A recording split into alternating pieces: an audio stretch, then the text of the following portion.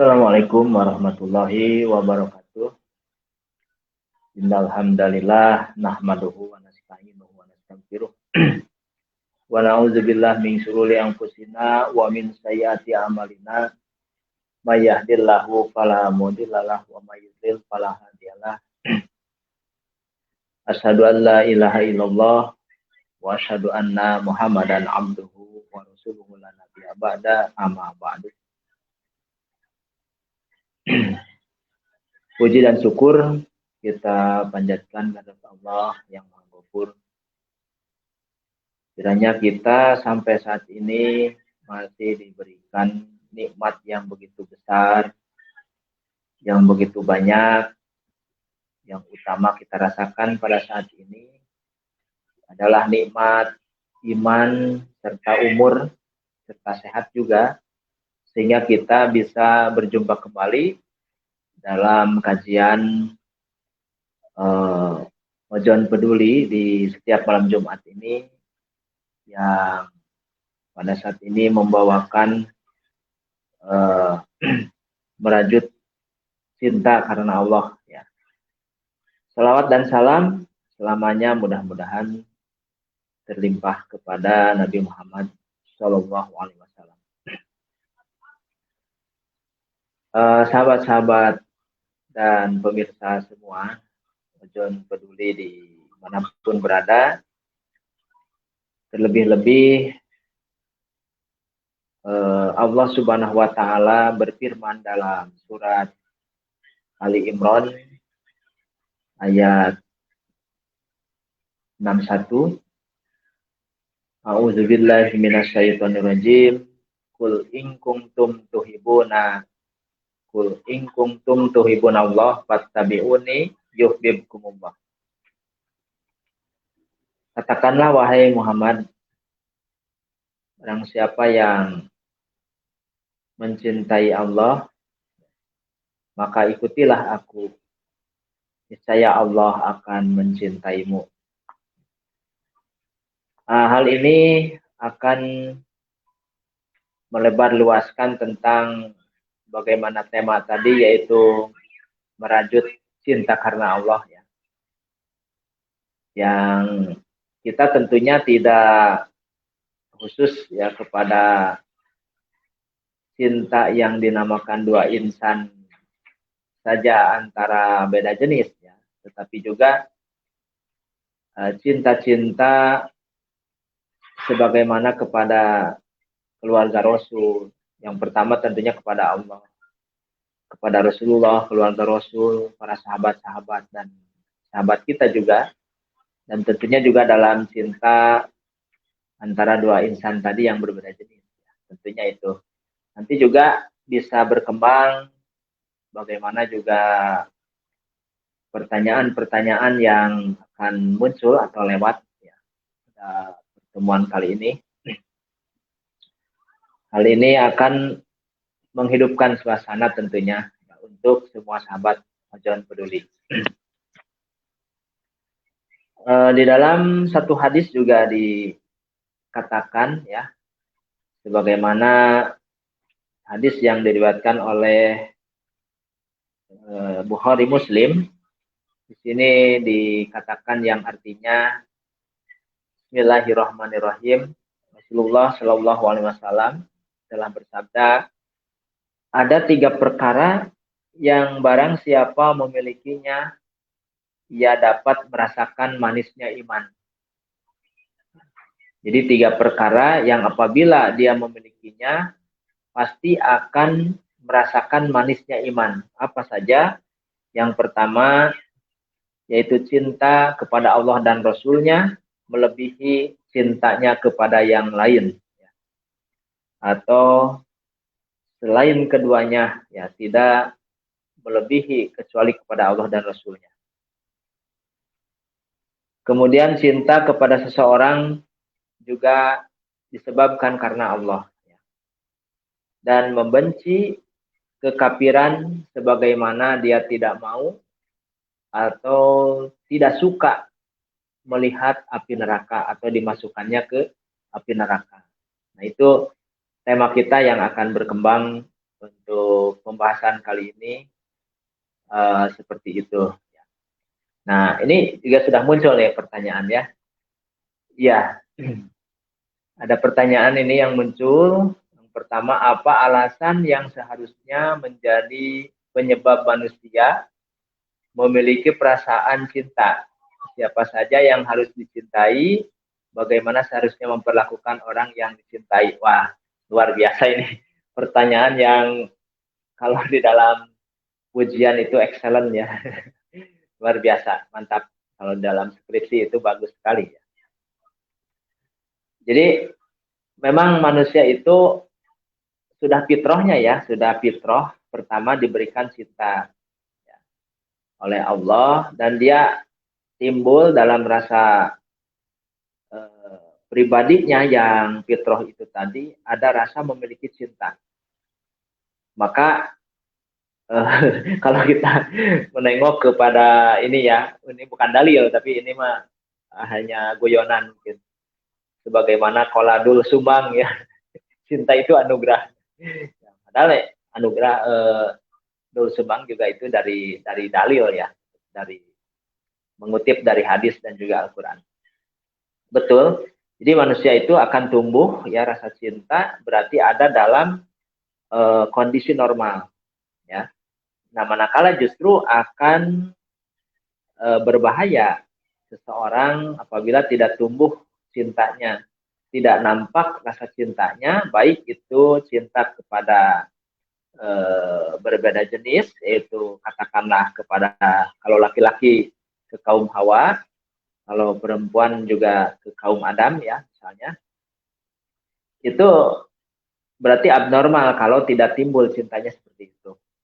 Tetapi yang harus diperhatikan tadi, harus bagaimana cara mencintainya, tentunya sesuai dengan hadis yang saya bacakan tadi, akan membawa sampai ke akhirat ya, bahkan ketenangan iman apabila seseorang atau dua orang insan saling mencintai itu karena Allah ya. Dan yang pertama dia berpikir segala sesuatu itu ditentukan harus petunjuk Allah dan Rasulnya gitu ya. Jadi artinya nanti akan melebihi cinta daripada yang lainnya. Artinya cinta kepada Allah dan Rasulnya itu melebihi kepada apapun gitu ya. Sehingga nanti yang dirasakan oleh dua insan itu akan nikmat ya, akan keimanannya itu kan terasa manisnya karena tinjauan yang mereka lakukan atau yang mereka laksanakan dalam hidupnya itu karena sudah menempuh semata-mata karena Allah dan Rasulnya, tentunya itu ya. Dan tadi yang ketiganya cara mencintai ya, gitu. Cara memperlakukan gitu ya, bagaimana kepada keluarga itu sendiri ya. Tentunya dengan kasih sayang ya. Allah sudah mengarahkan jauh-jauh sebelumnya. Jangan-jangan sesudah keluarga, sebelumnya juga awalnya itu kita sudah diingatkan oleh Allah Subhanahu Wa Taala. Contohnya di dalam surat surat Rum ya, surat Rum itu kalau kurang lebih, mohon maaf kalau nanti ada koreksi salah ayat ya. Itu ayatnya nanti kita saya ingatkan ya. Kalau nggak salah dari ayat 21 lah, dari semenjak 21 sampai 30-an lebih. Itu kan di sana disebutkan wa min ayatihi an khalaqalakum min anfusikum azwajan litaskunu ilaiha. Allah di sini menjadikan tanda-tanda kebesaran ya, tanda-tanda kebesaran yang Allah telah menciptakan dari jenis kamu itu ya, azwajan yaitu sebagai istri atau pasangan hidup Anda ya. Pasangan hidup kita maksudnya ya. Yaitu azwajan litaskunu ilaiha. Yang di sana Allah sudah mempersiapkan ada yang disebut dengan ketentraman ya. Jadi kesejukan, ketentraman, wa ja'ala bainakum mawaddata warahmah, dan dijadikan kepada kamu berdua itu mawaddah warahmah. Nah, ada ini rasa cinta yang kuat, ya. Mawaddah warahmah. Setelah ada ketentraman, kemudian juga cinta, ya. Ada cinta yang karena Allah tadi, karena ini memang ayat Allah mengarahkan, ya. Jadi awal kita akan berumah tangga itu sudah diingatkan, ya.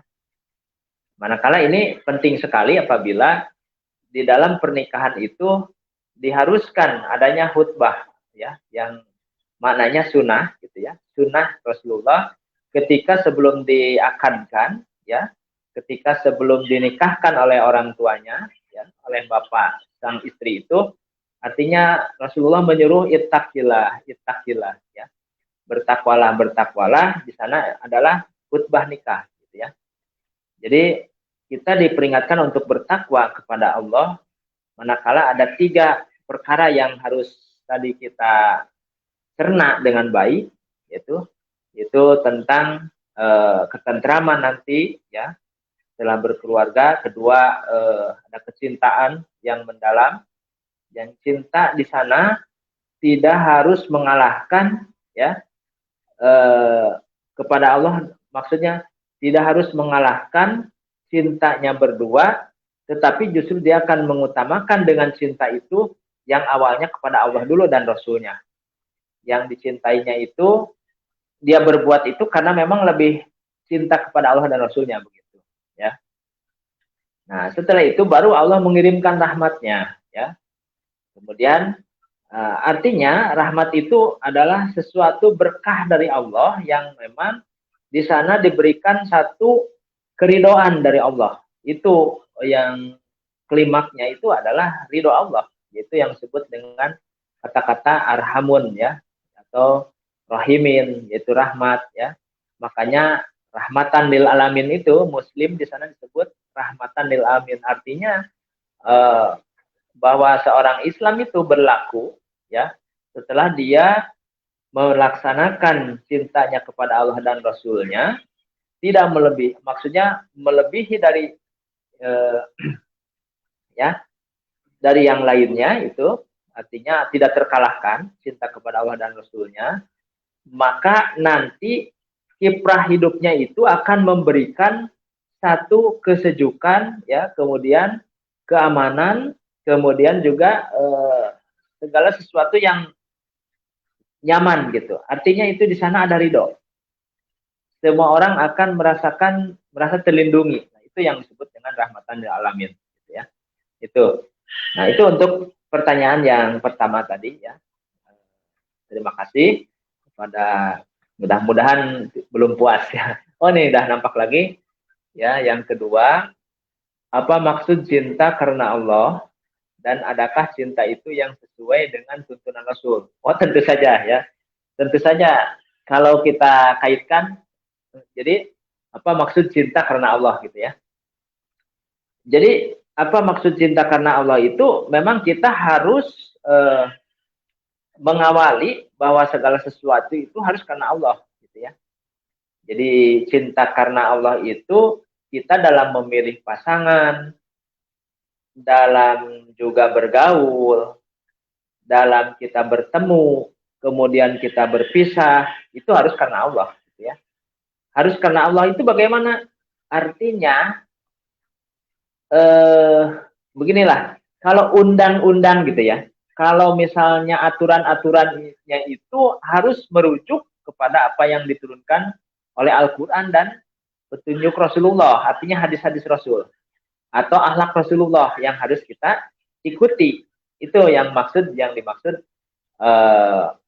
harus karena Allah itu begitu, gitu ya. Jadi cinta itu harus karena Allah, tentu saja, yaitu cinta karena Allah itu apabila kita mencintai segala sesuatu, baik itu pasangan hidup ataupun juga sahabat, baik pertemuan ataupun perpisahan atau segala sesuatu perkara, harus diperhatikan bagaimana segala sesuatu itu harus merujuk kepada aturan dari Allah dan Rasulnya. Maka insya Allah hidup akan tenang tadi.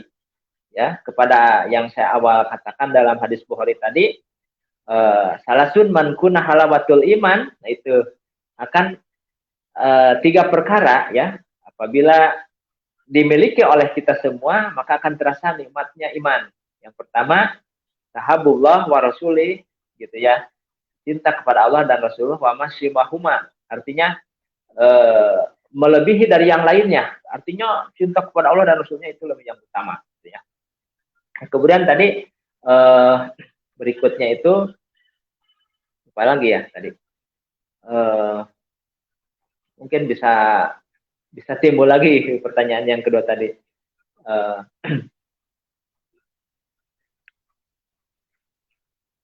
Ya, nggak apa-apa, karena itu sudah terjawab ya, hampir mirip ya, dan mudah-mudahan belum puas ya. Yang ketiga ini udah muncul lagi, cinta dalam Islam harus dinyatakan karena Allah ya. Aku mencintaimu karena Allah, atau uhibbuka fillah. Bolehkah ungkapkan rasa cinta itu kepada lawan jenis yang belum halal? Ya. Sebetulnya ya karena Allahnya ini sama ya, tapi yang mesti harus dikembangkan ini yang akhirnya nih. Jadi ketika kita menyebutkan cinta ke lawan jenis ya sebelum halal gitu ya. Nah, ini ada satu keterangan ya.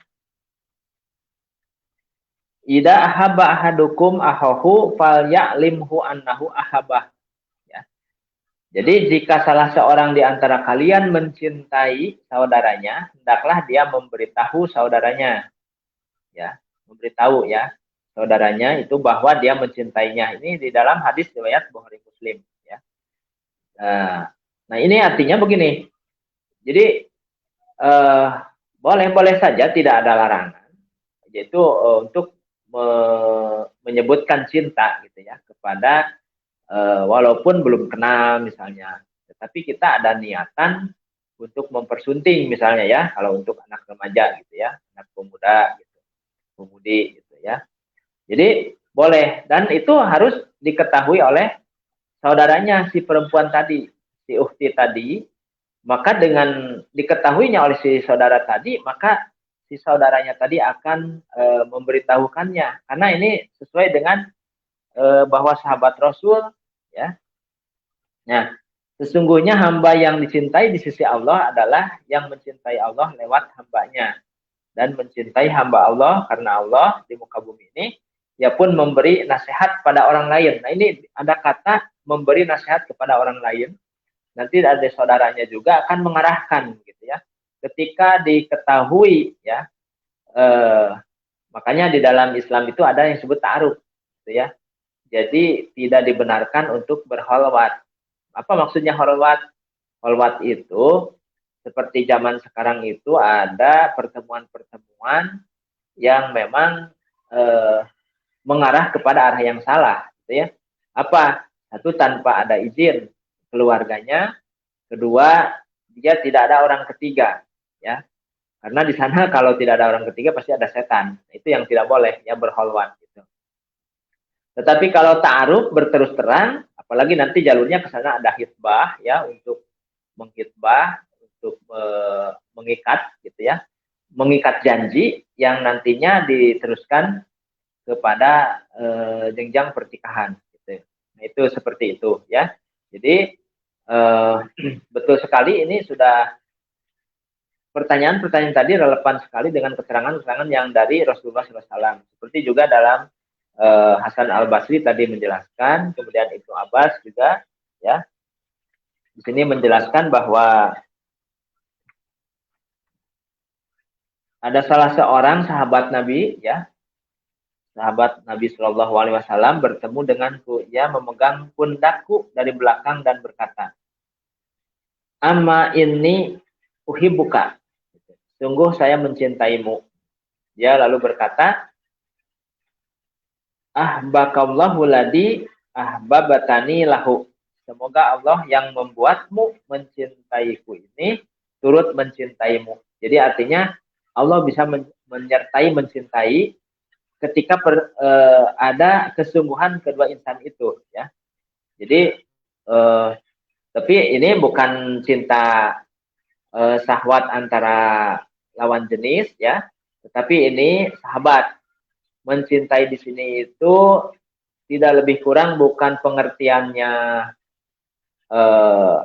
kotor, bukan ya, apalagi sekarang ada gay gitu ya, atau apa itu yang dimaksud dengan homo itu ya, bukan seperti itu. Tapi di zaman Rasulullah, para sahabat itu dia sangat cinta itu artinya berbaik hati gitu, berbaik hati ya, untuk meraih sahabat-sahabat gitu, berbaik hati dalam arti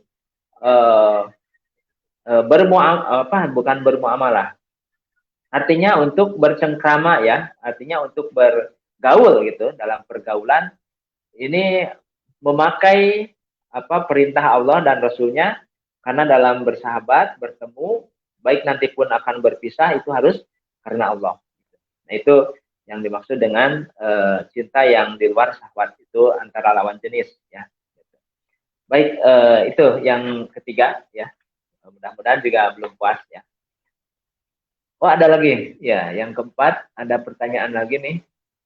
Tidak sedikit fenomena saling tikam dengan alasan cinta seperti cinta segitiga. Waduh, ini bahaya nih. Cinta segitiga. Jika demikian, apakah itu sah jika disebut cinta? Ya. Ini sebetulnya yang kita rasakan, pastilah semua orang akan dalam hati kecilnya berterus terang ya, ada saja mungkin, tetapi karena kita sudah, misalnya untuk yang khusus ya, rumah tangga, jangan di jangan dipupuk lah, jangan, karena berbahaya gitu ya. Lain lagi dengan urusannya ada hal yang perintah Allah seperti bab-bab poligami, itu lain lagi ya, lain lagi. Tapi untuk memendam atau memupuk itu ya, karena di dalam dalil, awas hati-hati, ada yang disebut dengan zina hati ya gitu ya, ya zina hati, ya, zina pandangan, ya, kemudian zina tangan juga dan lain sebagainya, itu yang berbahaya nantinya ya, akan meluas. Nah jadi saling tikam gitu ya, ada cinta segitiga. Kalau awalnya memang di luar pernikahan, artinya ada tiga insan itu yang memang katakanlah dalam ya, misalnya gitu ya, misalnya ada cinta segitiga, gitu. Tetapi belum ada pertikahan antara salah seorangnya, belum semuanya gitu, belum ya. Nah, itu mungkin bisa lebih mudah diselesaikan ya, dan bisa juga salah satunya, kalau orangnya sudah mengejar cinta karena Allah, tadi kan ada pilah gitu ya, karena Allah, itu akan mengalah atau bahkan akan mencari hikmah yang lebih baik. Karena tidak mungkin, biasanya kan kalau segitiga itu perempuannya satu ya, biasanya laki-laki dua biasanya, atau bisa juga laki-laki satu yang perempuannya dua, bisa ya. Tapi tetap ya, artinya kalau untuk yang pertama, ketika cewek satu laki-laki dua, itu tidak bisa dinikahi sekaligus ya. Nah tetap kalau perempuan itu monogami sifatnya. Tapi kalau bisa jadi tadi, kalau misalnya si laki-lakinya satu, ceweknya dua, bisa jadi kalau dua-duanya saling ridho, bisa jadi sekaligus nikah. Karena sekarang, tahun-tahun sekarang sudah ada banyak terjadi ya. Gitu. Nah itu mungkin di luar nalar kita yang mempunyai apa ya, mempunyai sikap juga yang netral ataupun yang normal ya. Karena jangankan ya, kalau ini di luar ini gitu ya, siapapun perempuan tidak akan seperti itu mungkin ya, tidak akan bisa ridho mungkin ya gitu. Cuman ya kalau kejadian kan ada gitu ya, ada yang sekaligus tiga gitu. Kemudian ada yang memang ada jarak juga, sebulan, 2 bulan, sampai 3 gitu. Bahkan sampai 4 juga ada sekarang itu. Itulah wanita-wanita yang mungkin bisa dikatakan menurut pandangan Allah dan Rasulnya bisa jadi lebih dari yang lainnya ya. Akan tetapi hal itu sulit bagi semua orang tentunya ya, karena memang hal itulah kehendak Allah juga, sesuai dengan ada perintah dan juga ada kehendaknya. Nah seperti itu. Jadi uh, tentunya ya, kita kan karena orangnya beragama, artinya beragama itu bukan tidak punya agama, artinya dia mempunyai dasar-dasar agama ya, keilmuan, pasti akan mengambil hikmah, ketimbang mungkin tidak akan, nantinya juga tidak akan bahagia dan lain sebagainya, itu bisa mundur atau mengalah, atau bahkan juga dia bersabar dalam hal yang bentuk lain gitu, atau berpuasa dan sebagainya. Itu cara-cara Islam atau Rasulullah SAW begitu ya. Jadi untuk dipaksakan itu tentu saja tidak bisa, kecuali seperti tadi ya, sudah kehendak Allah itu luar biasa kalau yang memang si perempuan 2, laki-laki 1. Tetapi untuk perempuan 1, laki-laki 2 itu tidak bisa tentunya. Itu di luar dalil, mungkin tidak, di luar jangkauan ya. Itu tidak bisa seperti itu, tetap harus mengalah 1. Ya, demikian mungkin ya. Dan saya harap belum puas gitu ya. Ini yang kelima nih. Faktor-faktor apa saja yang dapat mengokohkan kecintaan kita di jalan Allah Subhanahu wa taala? Faktornya untuk cinta di jalan Allah Subhanahu wa taala, baik cinta langsung kepada Allah dan Rasulnya, juga setelah itu ada cinta kepada sesama yang karena sudah fitrahnya ya, antara lajang dengan lajang itu ada, Allah memberikan cinta ya. Faktor-faktornya sebetulnya gampang ya. Kenapa gampang? Karena memang kita menguasai ilmu agama ya. Kita ya jangan sampai disamakanlah menguasai itu seperti kiainya atau ustadz dan sebagainya gitu. Umumnya punya dasar dan dia mau mengikuti, kemudian mengamalkan ya apa-apa yang diperintahkan oleh Allah dan Rasulnya. Tentu saja itu faktor-faktor yang akan membuat kehebatan cintanya, baik itu kepada Allah maupun kepada insan sesamanya ya. Seperti tadi kan dalam ayat, kul in kuntum tuhibuna gitu ya, kul in kuntum tuhibuna Allah fattabi'uni yuhibbukumullah gitu ya. Katakanlah wahai Muhammad, siapa saja yang mencintaiku ya, maka ikutilah aku. Maksudnya Allah memerintahkan lagi, ikuti Nabi Muhammad gitu. Bagaimana sifat Nabi Muhammad di dalam berkiprah, dalam bermuamalah ya. Rasulullah SAW kan apalagi suri toladan yang sangat baik ya. Laqad kana lakum fi Rasulillahi uswatun hasanah gitu kan. Tidak ada lagi contoh di dunia ini yang baik, tidak ada ya. Ya itu mah orang-orang ngaco saja yang apabila mengangkat tokoh yang lain ya, nomor 1 di dunia, artis-artis, wah itu nggak ada, lewat semua. Yang justru bagi kita pegangan seantero alam dunia itu Rasulullah Muhammad SAW sebagai contoh hidup kita ini ya. Tapi manakala dia mencintai Rasul juga, ketika ada salah satunya yang tidak paham kepada hatinya, tidak cocok, seolah-olah ya apa ya, hamba itu jadi berontak gitu ya. Ya itu kan resiko ya, resiko kita, apalagi dalam pengajian-pengajian ya. Ibu-ibu pun suka begitu. Ketika ditanya, Ustadz apa judul untuk pengajian sekarang? Poligami. Wah sudah Ustadz, tutup saja, jangan mengaji. Nah seperti itu ya. Itu padahal Ustadz itu akan menjelaskan bagaimana gitu hukum-hukum yang sebenarnya, dan bagaimana jika ada yang terjadi maka harus apa saja yang harus ditempuh sesuai dengan syariat Allah. Jangan sampai terjadi ketika sudah membenci, malah dalam hidupnya pun dihantui dengan ketidaksenangan terus, kebencian terus. Nah, itu berbahaya gitu ya. Nah makanya tadi kuasai saja dasar-dasar keimanan ya, artinya kita bertolabul ilmi ya, kemudian diamalkan ya, karena Memang itu kiat-kiatnya, faktor-faktornya. Ketika kita akan tumbuh rasa cinta lagi, baik itu yang sudah menikah ataupun berkeluarga dan lain sebagainya, kepada sahabat sesama ya dan lain sebagainya, bahkan hewan pun harus kita cintai, kita kasihi ya. Artinya beda lagi kan porsi-porsinya. Itu orang yang dasar-dasar keilmuan seperti itu ya. Nah, itu tentu saja itu harus dilaksanakan oleh kita semua ya. Itu seperti itu. Nah, barangkali itu yang pertanyaan yang kelima ya. Mungkin dari yang lain ya. Ada lagi nih. Nomor 6, mengapa sering terjadi perselingkuhan?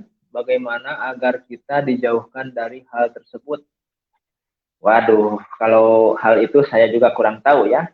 Kenapa sering terjadi perselingkuhan? Itu mah seperti sinetron ya. Tapi kenyataannya bisa jadi banyak. Tetapi yang harus kita cermati ini yang menarik ke belakangnya ya. Bagaimana agar kita dijauhkan dari hal tersebut? Nah, tentu saja kita amati ayat yang berbunyi wala taqrabu zina ya. Innahu kana fahisah wa sa'a sabila.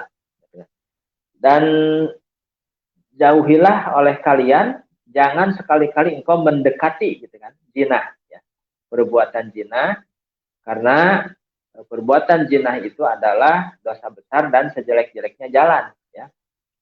Jadi seburuk-buruknya jalannya, kemudian dosanya besar, itu harus kita jauhi ya. Jadi supaya tidak terjadi tadi ya. Dan kita kalau kita jauh mungkin dari pengamatan ya, dari pengamatan, kenapa misalnya saya jawab seperti bertentangan, tetapi memang justru ini yang harus ditempuh dulu agar tidak terjadi perselingkuhan ya. Kita pertama justru harus pandai bersyukur, tidak ada jalan ya. Jadi ketika orang itu bersyukur, pandai bersyukur, dia menempatkan porsi ya yang ya apa itu dia kehendak dari Allah dikehendaki gitu ya, dia akan merimakannya. Nah, itu maka tidak akan terjadi hal seperti itu ya. Karena apa?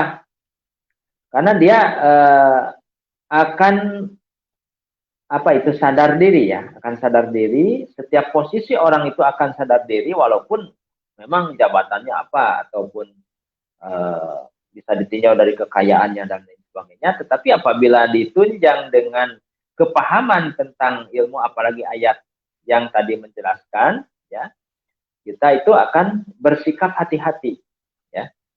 Nah, karena munculnya tetap dari iman dan takwa, ya.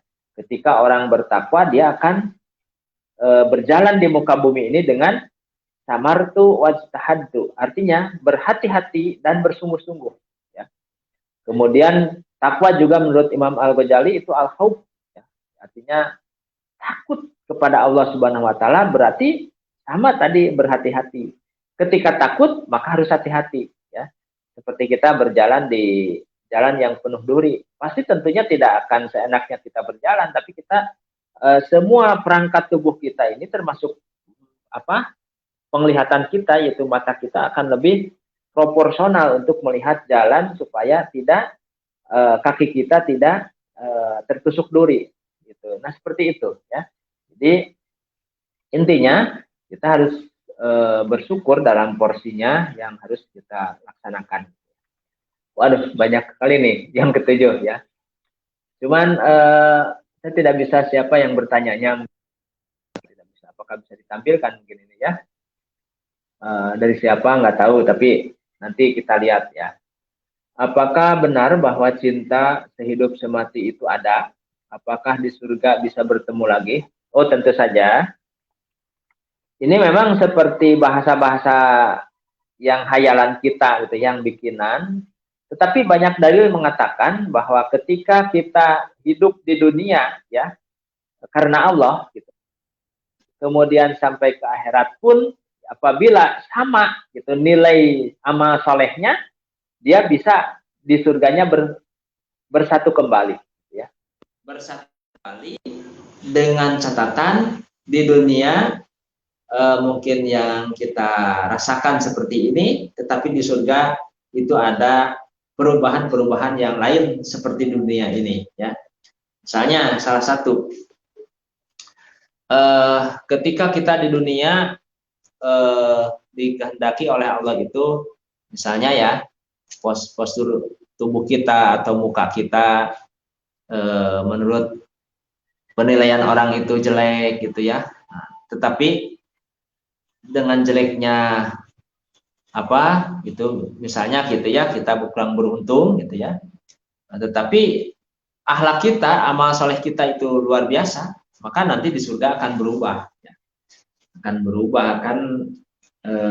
dijadikan manusia-manusia yang terpilih nanti di surga itu akan, karena di surga itu tidak ada yang jelek, ya, karena lawannya pun bidadari gitu ya.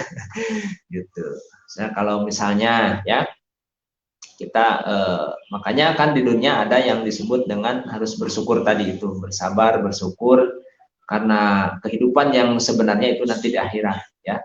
Di akhirat kelak semua apapun yang diinginkan itu sudah tersedia, asal di dunianya ini kita patuh pada aturan yang memang harus dilaksanakan oleh kita semua. Tidak boleh seenaknya gitu ya. Artinya kita tidak jadi manusia yang membuat dosa, gitu ya. Walaupun berbuat dosa tetapi cepat bertobat dan lain sebagainya. Gitu. Nah seperti itu.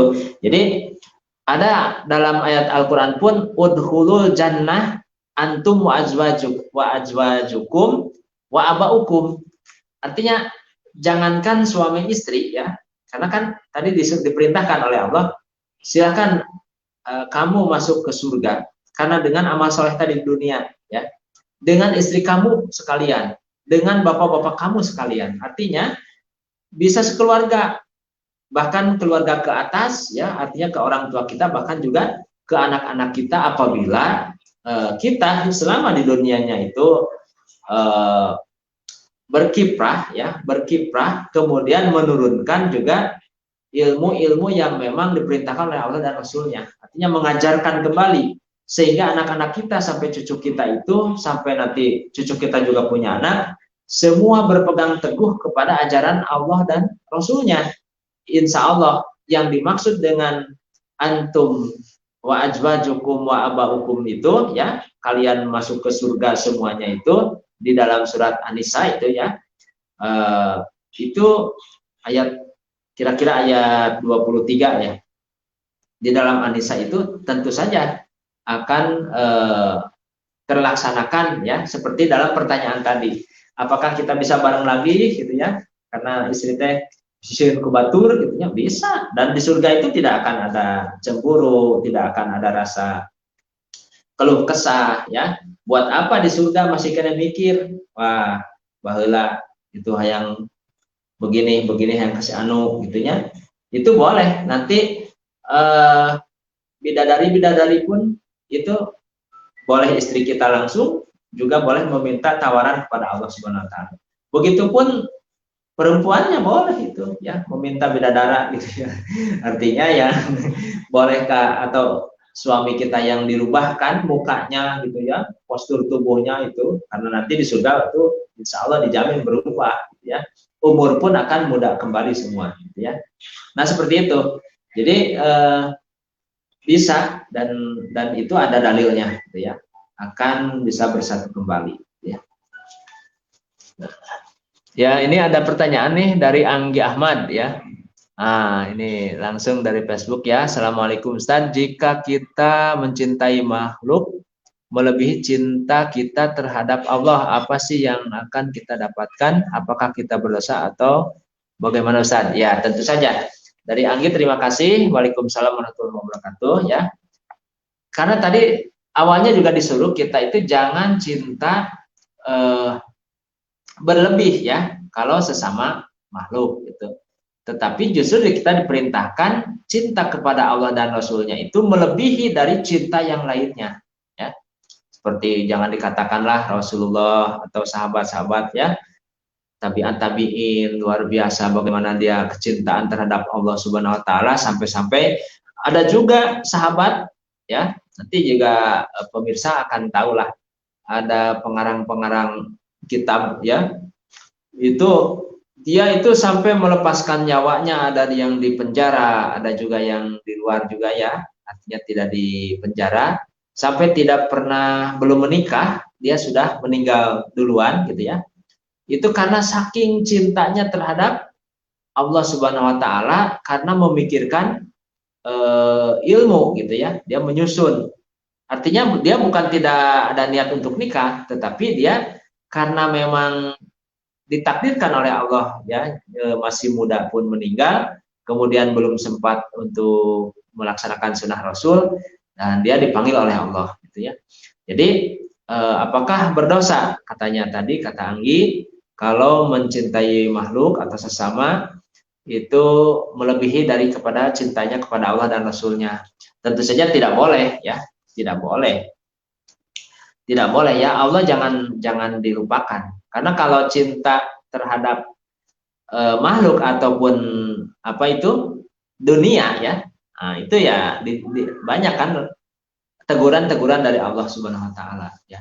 Seperti kepada hobi, itu akan mengalahkan cinta kepada Allah dan Rasul. Apa buktinya?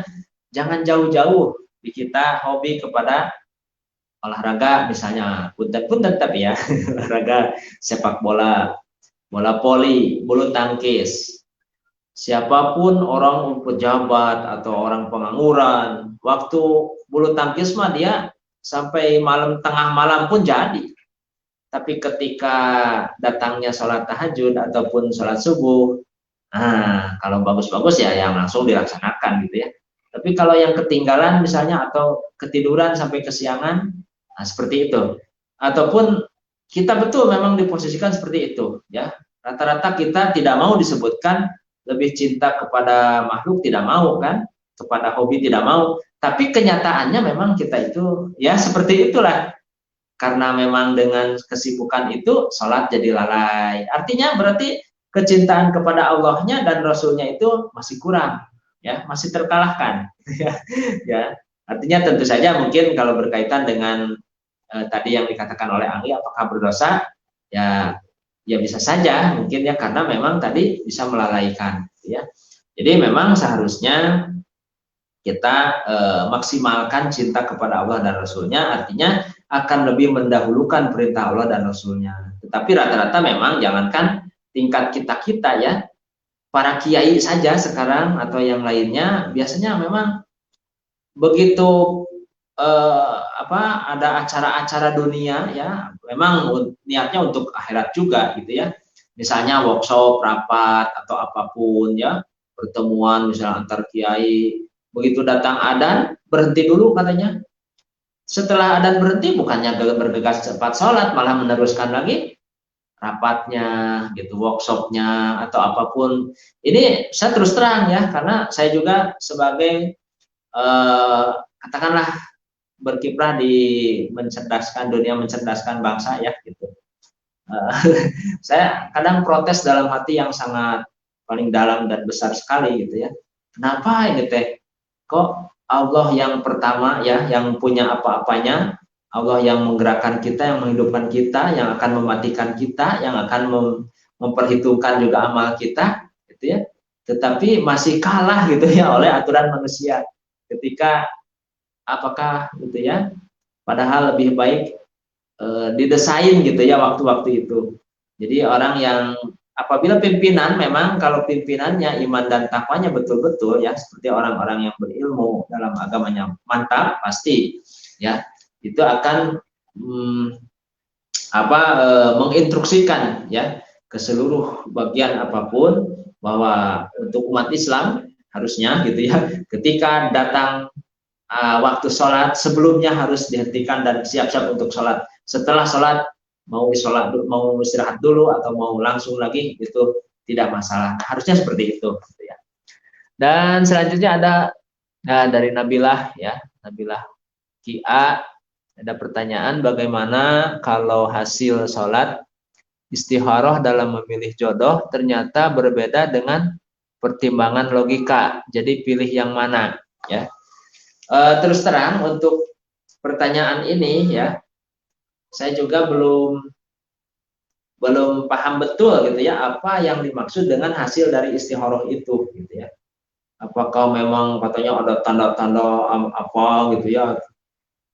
Saya rasakan saya betul, saya belum masih bertanya lagi nanti kepada yang sudah tahu ya, artinya yang ilmunya sudah lebih tinggi ya, sudah banyak. Ya, yang jelas kita mungkin ya mungkin dengan apa ya, dengan artinya saya juga dengan meminta ampun ya kepada Allah dan Rasulnya, barangkali kalau salah mudah diampuni. Tapi yang menurut hemat kami mungkin ya istikharahnya itu tetap harus dilaksanakan karena itu sudah sunnah Rasulullah ya. Adapun nanti apa yang dirasakan hasil-hasilnya itu bisa merasakan sendiri, tetapi kita pun tidak boleh menyimpulkan gitu ya. Misalnya ada apa gitu terus dicerita-cerita nanti orang berpandangan gue, karena memang saya belum paham betul ya di dalam urusan ini ya. Tetapi kalau istikharahnya memang harus ya, karena itu sunnah Rasulullah. Dan menurut pandangan kita ya, memang kalau pandangan akal mah gitu ya, hawa nafsu kita mah ya iya dong, semuanya juga ideal ya, ideal gitu ya katanya. Jadi kalau kehendak kita mah seperti gini misalnya, laki-laki untuk memilih calon istri ya mau yang cantik, kaya dan lain sebagainya gitu ya, bager, soleh gitu. Nah itu semuanya gitu inginnya manusia. Perempuan pun mungkin begitu ya. Nah, tetapi itu semua tidak akan sempurna di dunia ini gitu ya. Tidak akan, karena memang Allah itu akan lebih mencocokkan dengan apa? Dengan keimanan dan ketakwaan dan keilmuan ya. Apalagi dalam asalnya itu ya, laki-laki dan perempuan itu sudah banyak perbedaannya ya.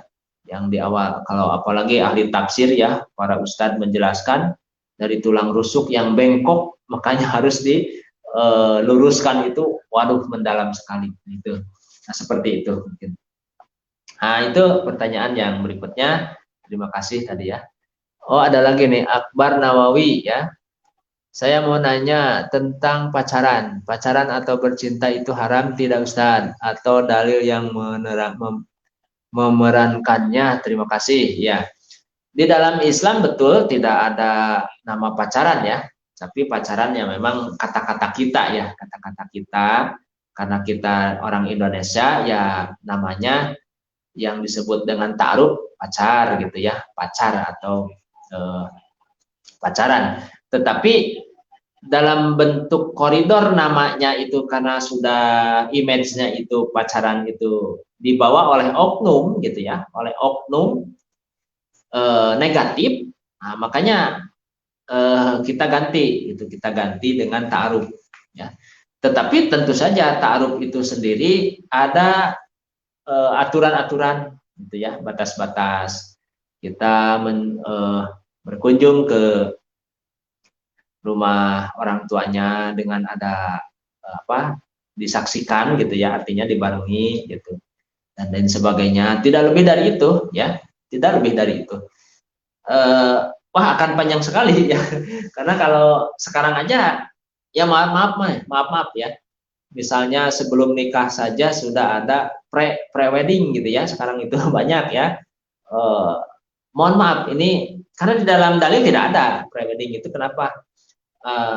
Ya sebatas mungkin hanya didesain ya, foto-foto didesain, didekatkan gitu, tetapi tetap nanti kesannya gitu ya, kesannya akan ada fitnah gitu ya. Sebetulnya ya ini kalau menurut syariat memang tidak ada itulah gitu ya. Saya tidak berani mengatakan haram dan tidaknya, tidak ya.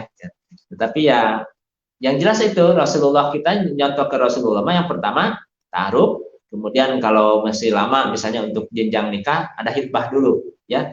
Setelah hitbah pun tidak ada, dalam Islam itu tidak ada kebebasan ya.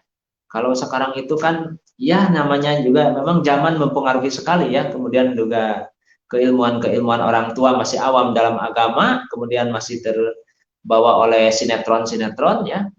anak perempuan boleh dibawa main sama si laki-laki yang memang mau menikahinya. Padahal dalam keterangan-keterangan itu tidak boleh, itu sudah berholwat gitu ya. Terkecuali memang dia pergi bersama keluarga dan dalam dalam pantauan yang memang normal secara aturan lah gitu. Ya sulit lah kalau berbicara seperti itunya, tapi itulah mungkin ya untuk akbar. Tentu saja kalau pacaran yang dikatakan negatif ya, yang memang juga prakteknya negatif, itu tentu saja tidak boleh karena haram tadi. Wala taqrabuz zina itu jangan sekali-kali mendekat kepada perzinahan gitu. Dekatnya saja tidak boleh apalagi prakteknya gitu ya. Itu mungkin untuk akbar Nawawi ya. Selanjutnya ada dari Sarip nih. Assalamualaikum. Waalaikumsalam. Ustadz, ya Ustadz Aje yang Arif suka bikin hidung saya jadi benguk ya. Ya, pertanyaan dari Sarip mau nanya nih, soalnya kalau nggak nanya ada yang kurang, Ustadz. Oh, begitu ya. Bagaimana sejauh mana proses ta'aruf yang islami sehingga kita terhindar dari fitnah dan zina mata atau hati ya. Betul. Proses ta'aruf artinya ya karena kan ada dalam keterangan kata Rasulullah, kamu mau menikah, apakah sudah melihat? Gitu ya. Maka lihatlah, dan orang tuanya pun diperintahkan gitu ya untuk melihatnya calonnya gitu ya. Artinya di sana ada kebolehan, tetapi tentu saja gitu ya di keluarga gitu, atau mungkin batas-batas yang memang ada dalam dalil itu tersebut gitu. Melihat seperti itu jangan sampai nanti setelah menikah itu ada apa ya, penyesalan gitu, seperti itu ya. Jadi ada baiknya juga dalam tafsir seperti itu ditafsirkannya ada keterus-terangan antara calon-calon yang memang untuk ke jenjang pernikahan dari masa ta'aruf itu ada keterus-terangan lah, jangan disembunyi-sembunyikan gitu. Apapun ya, apapun yang bagus itu. Tetapi juga memang ada kalau saya tidak salah nih ya, pernah juga kita belajar dengan ustadz yang menjelaskan tentang di bab nikah, sebelum nikah juga. Ada juga memang siasat-siasat yang artinya pakai trik juga gitu ya, tetapi tidak terlalu ini gitu. Itu yang tidak boleh, itu kalau berlebihan gitu ya. Karena itulah ada trik juga, dan kalau Ustad kampung mah cenah ada geus kawin mah cenah ke urang bisa naon kitu ngaluluhkeun anak cenah bisa nyatakeun anak ngomean terus terang jeung sahabat jajabana. Tetapi yang lebih baik mah ada keterus terangan dulu lah, terus terangan seperti itu. Jadi jangan sampai ada penyesalan. Memang Rasulullah juga membolehkan, tapi jangan terus-terusan hanya sekali gitu ya untuk melihat. Artinya melihat di sana tafsir yang akan nanti menjelaskan gitu ya. Tidak artian negatif juga ya gitu. Artinya boleh melihat calon kita ya satu sama lain, keterus-terangan di sana, mungkin juga keterbukaan dan lain sebagainya, tetapi keterbukaan dalam bukan arti negatif gitu ya, dan lain sebagainya.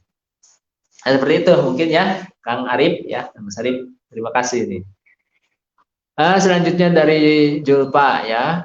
Assalamualaikum Ustaz. Waalaikumsalam. Ya begini Ustaz, saya mohon penjelasannya, apa benar Ustaz seorang laki-laki yang udah beristri dan ia masih melayani wanita lain, misalnya lewat chattingan dan sebagainya, itu disebut jinah Ustaz ya, jinah hati mungkin ya. Ya kalau memang terlalu mendalam bisa masuk kepada ranah itu ya, dan sebaiknya tadi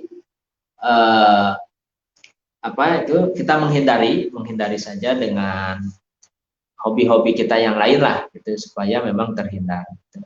Dan memang salah satu prakarsa ya orang tua dari dulu untuk meminimalisir ya, berangkat kepada ayat-ayat yang tadi wala taqrabuz zina itu ya, itu kan didukung pula gitu, ada kegiatan-kegiatan yang memang bisa menyibukkan diri ya, seperti olahraga dan lain sebagainya. Tetapi harus ingat tadi, tetap saja ketika tawarannya ada waktu-waktu sholat, itu yang harus kita dahulukan gitu ya. Dan itulah orang-orang yang supel, yang profesional, yang katakan Superman kalau di Amerika gitu ya. Yang Superman itu yang itu sebetulnya, manakala dia apapun makanannya ya, kalau jadi ke testosteron ya, apapun kegiatannya tetap ya sholat yang lebih didahulukan gitu ya. Dan tadi ya tentu saja bisa masuk ke perjinahan hati apabila mendalam ya. Dalam arti tanda kutip nanti mendalam itu apa, sampai-sampai menjadikan ketidakharmonisan gitu ya. Nah, itu yang tidak boleh itu. Tetapi kalau sebatas-batas wajar juga, dan kita juga tidak boleh lagi dalam keterangan pun ada menjadi pencemburu yang sangat gitu. Tidak boleh juga gitu ya. Artinya segala apa-apa menjadi satu kesimpulan gitu untuk cemburu, itu tidak dibenarkan juga gitu ya. Sehingga kan Rasulullah pun pernah difitnah ya, hampir-hampir retak rumah tangga Rasulullah dengan Siti Aisyah ketika dalam perang, dalam satu nama perang itu, kalau nggak salah perang apa ya, perang Tabuk gitu ya, atau Gatapan gitu, saya lupa lagi, mudah-mudahan nanti ada ininya koreksi ya.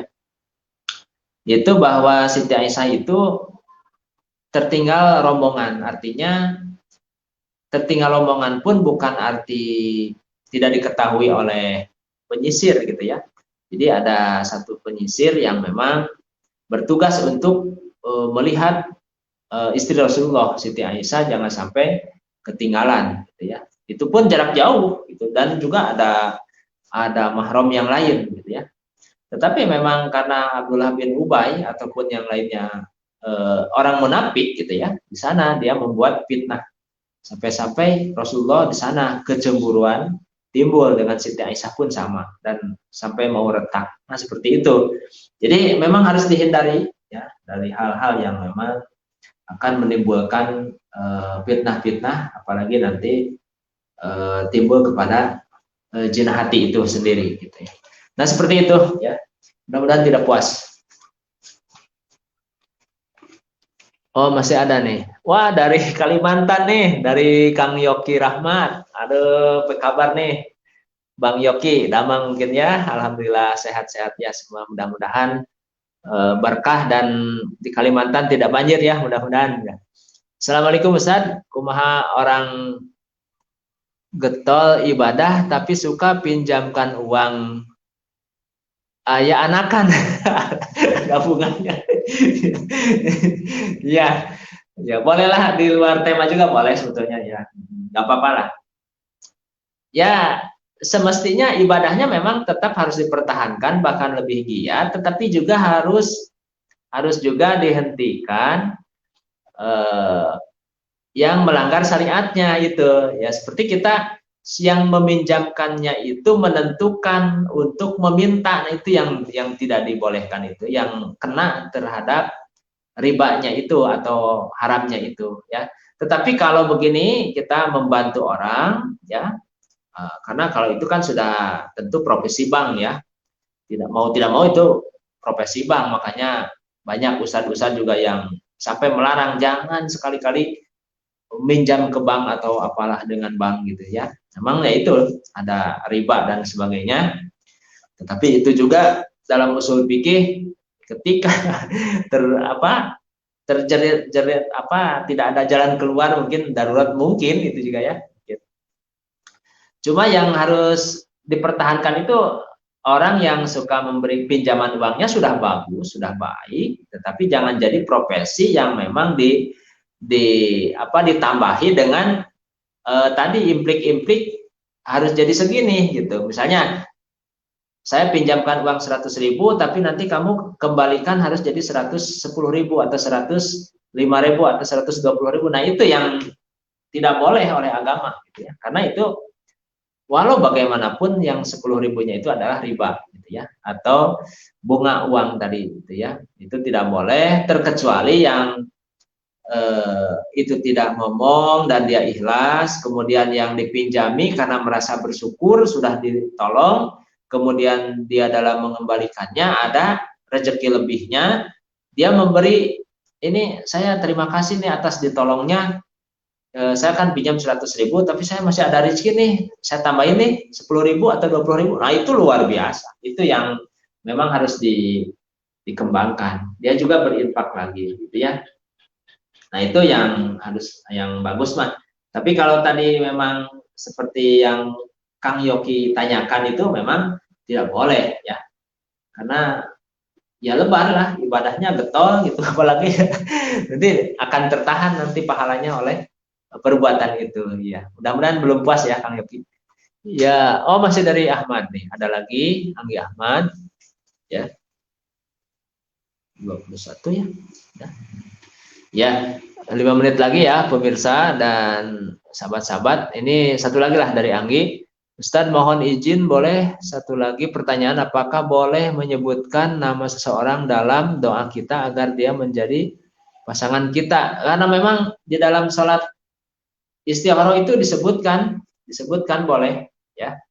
Allahumma in kunta ta'lamu ya, sipulan namanya sipulan ana hadal amro ya, bahwa ini dalam urusan ini khairul lipidini, artinya baik bagi agamaku, bagi penghidupanku ya, bagi juga keseharianku, nah, maka pilihkanlah. Nah gitu, boleh disebutkan ya, boleh meminta kepada Allah, tetapi sesudah kalimat Allahumma in kunta ta'lamu, nah sebutkan sipulan ana hadal amro, bahwa urusan ini khairul lipidini wa ma'asi wa akibati amri, nah itu ya, baik dalam kehidupanku untuk misalnya apalah gitu dan lain sebagainya, itu dibolehkan itunya, artinya. Tetapi yang kedua juga nanti sebutkan lagi ya, wa in kunta ta'lamu hada, wa in kunta ta'lamu sipulan lagi sarul lipidini, apakah ini mah jelek bagi agamaku, bagi penghidupanku, maka pasrifhu anhu, jauhkanlah ya, nah, dariku juga gitu ya. Nah itu atau ada ya keterangannya, jadi boleh disebutkan begitu ya. Terima kasih kepada Anggi ya.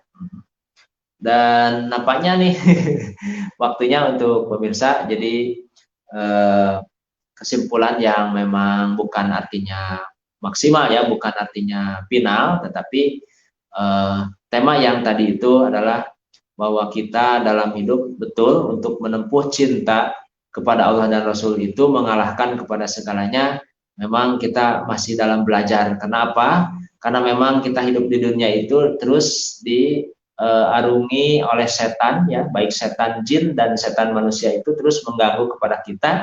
Tetapi memang kata Allah dan Rasulnya, apabila kita ingin selamat dari gangguan setan, baik setan jin dan manusia, tentu saja kita tingkatkan keimanan dan ketakwaan kita. Bagaimana caranya? Tentu saja kita harus mau thalabul ilmi, dan setelah itu kita harus mengamalkannya. Mungkin demikian pertemuan untuk kali ini. Mudah-mudahan walaupun pertanyaan-pertanyaan tadi jawabannya dari saya sendiri kurang kena, mudah-mudahan Allah mengampuni dan ada koreksi, saya akan terima dengan lega. Mudah-mudahan Allah memberikan kemudahan-kemudahan bagi kita dan mengampuni kita semua. Aku qouli hada, astagfirullah li wa lakum. Rabbana la tuzigh qulubana ba'da idh hadaitana wa hab lana min ladunka rahmatan innaka antal wahhab. Rabbana atina fid dunya hasanah wa fil akhirati hasanah wa qina azabannar. Wassalamualaikum warahmatullahi wabarakatuh.